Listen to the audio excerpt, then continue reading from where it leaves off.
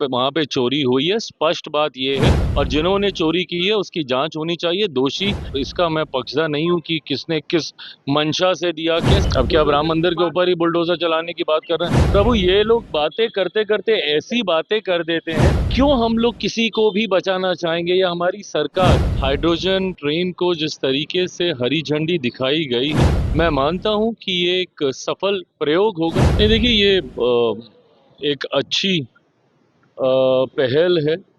Alternative fuel की ओर हम लोग अपना ध्यान केंद्रित करने का प्रयास देश के द्वारा किया जा रहा है। निर्भरता इंपोर्ट किए हुए फ्यूल पे जितनी कम हो, उतनी आत्मनिर्भरता की ओर हम लोग आगे बढ़ेंगे। और साथ ही में कार्बन फुटप्रिंट्स को भी कैसे मिनिमाइज करते हुए ग्रीन एनर्जी को हम लोग प्रमोट करें, उस दिशा में निरंतरता में प्रधानमंत्री जी के नेतृत्व में ये प्रयास चल रहा है।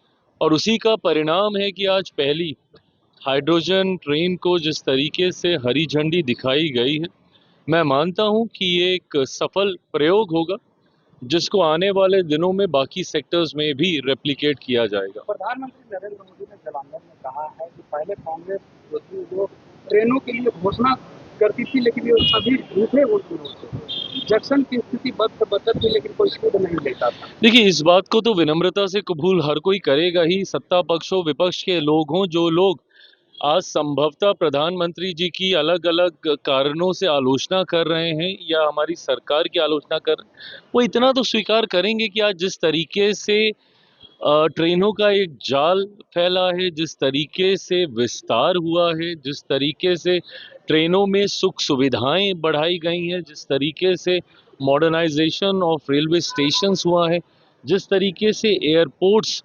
की संख्या बढ़ाई गई है, जिस तरीके से रोड की कनेक्टिविटी बढ़ाई गई है, सड़कों के जाल से लेके रेलवे से लेके हवाई यात्रा तक, जिस तरीके से इस पूरे नेटवर्क का विस्तार किया गया है, इसने कहीं ना कहीं एक सामान्य व्यक्ति के जीवन में सुविधाएं तो लाई ही हैं।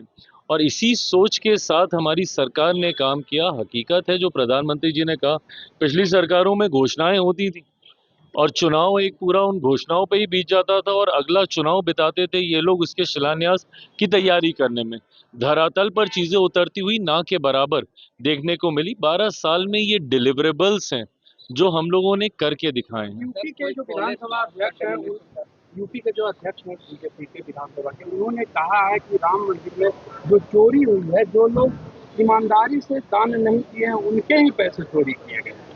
देखिए, मैं ये किनके पैसे चोरी किए गए हैं, किनके पैसे चोरी नहीं किए गए, वहाँ पे चोरी हुई है, स्पष्ट बात ये है।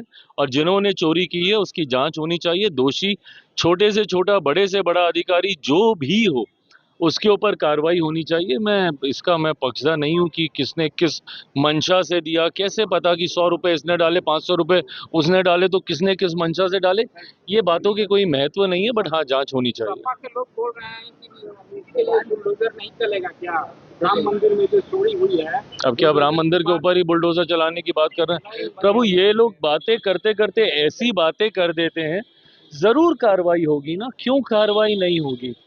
क्यों हम लोग किसी को भी बचाना चाहेंगे? या हमारी सरकार, जिन्होंने राम मंदिर को ये तत्परता दिखाना, जो लोग, भले ये न्यायालय के वर्डिक्ट आने के बाद ये राम मंदिर का निर्माण हुआ, बट न्यायालय में इस पक्ष को मजबूती से रखने का काम पहले कांग्रेस के ही वकील जाते थे ना, जो इनकी पार्टी के सदस्य रह चुके हैं। ये लोग जाते थे और वहां पे राम को काल्पनिक बताते थे। उनका यहाँ से कोई लेना देना नहीं है इस भूमि से, ये तथ्य देने का काम करते थे। तो सुप्रीम कोर्ट के आदेश के बाद जिस तत्परता से इस भव्य राम मंदिर का निर्माण किया गया है, रामलला की प्राण प्रतिष्ठा की गई है, क्यों हम में से कोई भी किसी को भी बचाने की सोच रखेगा? हम सबकी आस्था आहत हुई है। मैं इनकी भी आस्था मानता हूं, जिन्होंने संभवतः राम की कोई